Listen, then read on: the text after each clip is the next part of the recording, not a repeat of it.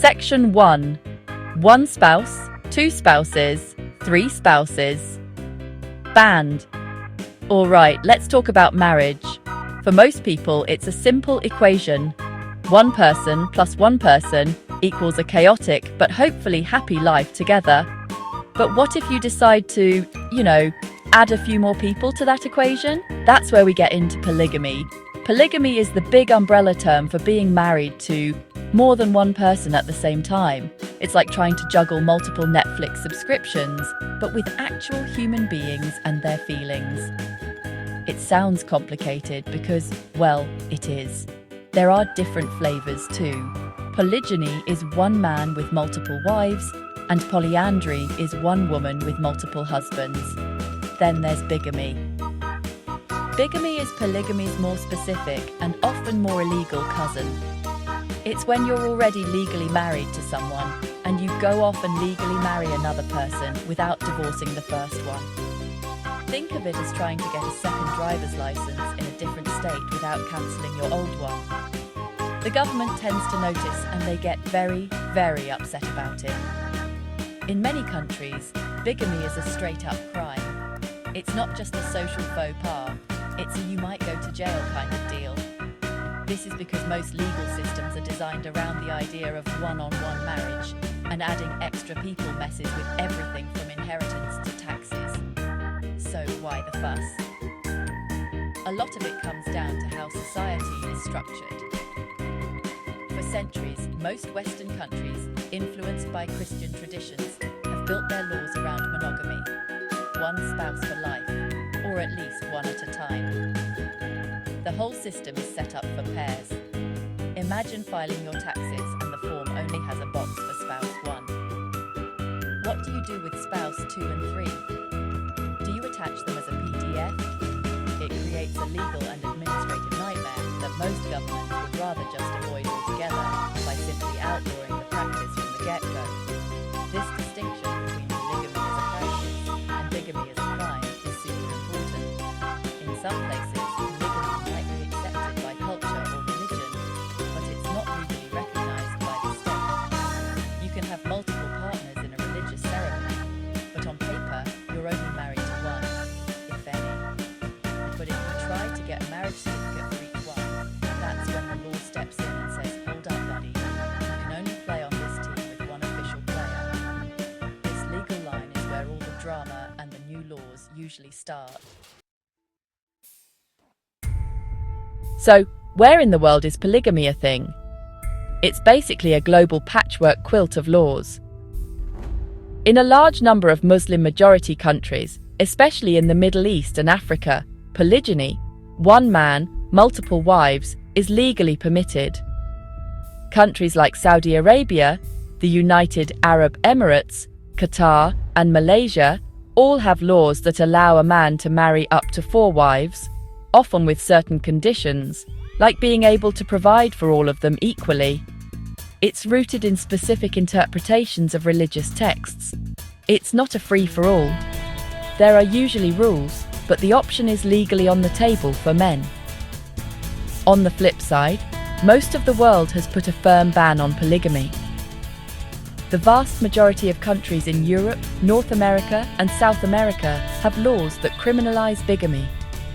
Marrying a second person while you're still married to the first will get you in serious legal trouble. These laws are often secular, but they reflect the dominant cultural and religious norms of those regions. Even some Muslim-majority nations like Turkey and Tunisia have completely outlawed the practice, deciding to align their family laws with a more modern, secular, and, in their view, equal framework. It shows that even within the same religious tradition, a country's laws can be very different. Now, here's where it gets even more interesting. Some places have a kind of hybrid system. In about a dozen countries, polygamous civil marriage isn't allowed, but it's recognized if it's done under customary law. Think of it as the government saying, we won't give you an official marriage certificate for your 4 wives, but we acknowledge that under your tribe's traditions, this is a valid union.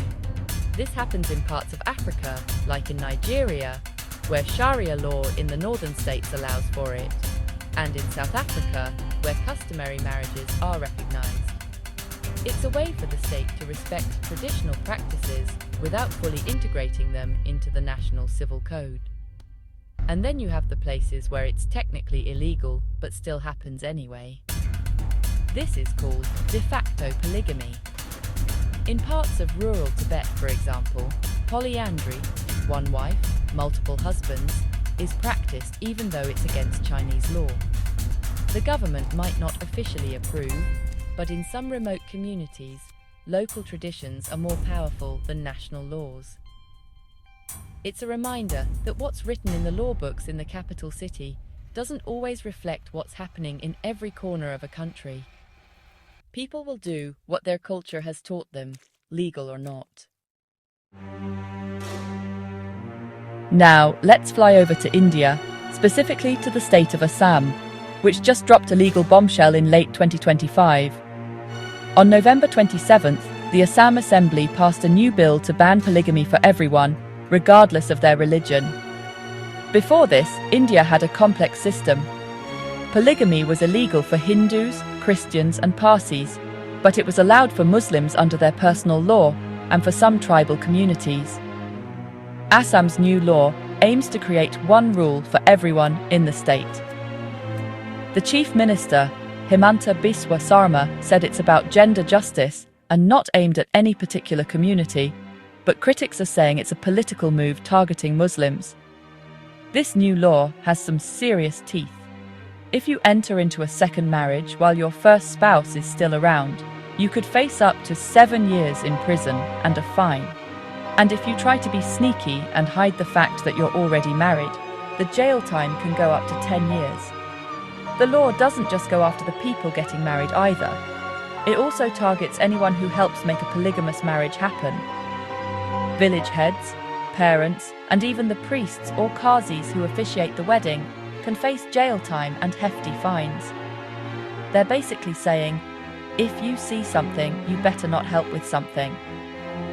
But there are some important exceptions. The law won't apply to members of scheduled tribes or in certain autonomous regions under the 6th schedule of the Constitution, where local customary laws sometimes permit multiple marriages. This is a nod to the fact that these communities have their own unique traditions. The bill also includes provisions to help women who are victims of polygamy, setting up a system to provide them with financial compensation. It's an attempt to address the harm caused, not just punish the act. And importantly, it's not retroactive, so marriages that happened before the law passed are safe. The consequences for breaking this law go beyond just jail time. If you're convicted under this new act, you're looking at some major life changes. You won't be able to get a government job in Assam. You'll be cut off from benefits from government schemes, and you can forget about running for local elections. The state is making it very clear that it wants to completely stamp out this practice by making it not only illegal but also socially and economically crippling. It's a bold and very controversial move to enforce a uniform civil code, one state at a time. So what does the rest of the world think about all this? When countries recognize marriages, things get messy. Some Western countries, like the UK and Australia, have a "we don't like it, but we'll deal with it" approach. They don't allow polygamous marriages to happen on their soil, but they might recognize a valid polygamous marriage from another country for specific purposes, like social security or welfare benefits for a second or third spouse. It's a practical solution to a complicated reality. However, other places like Sweden are tightening up, saying nope, not recognizing these anymore, showing a growing trend towards rejecting the practice entirely. The United Nations has also weighed in, and it's not a fan of polygamy. The UN Human Rights Committee has stated pretty clearly that polygamy violates the International Covenant on Civil and Political Rights, or ICCPR. Why?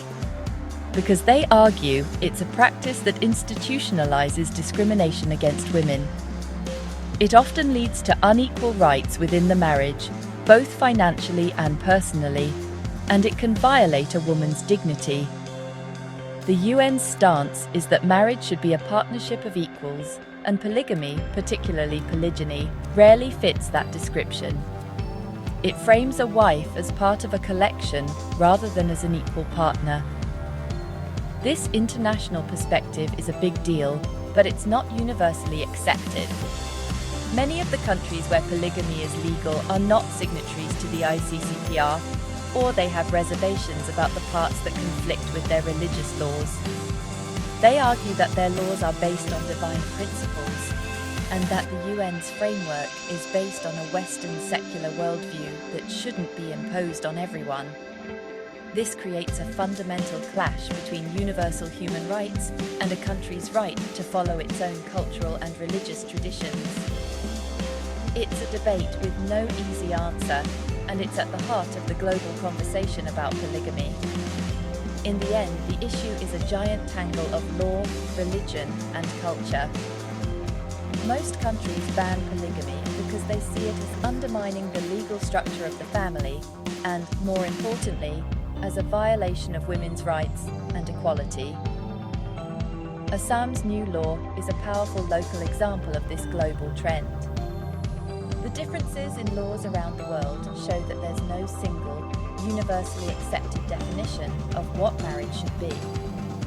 While some see polygamy as a valid, traditional, or religious practice, the global legal tide is turning against it, pushing for a model of marriage based on the principle of equality between two, and only two, individuals.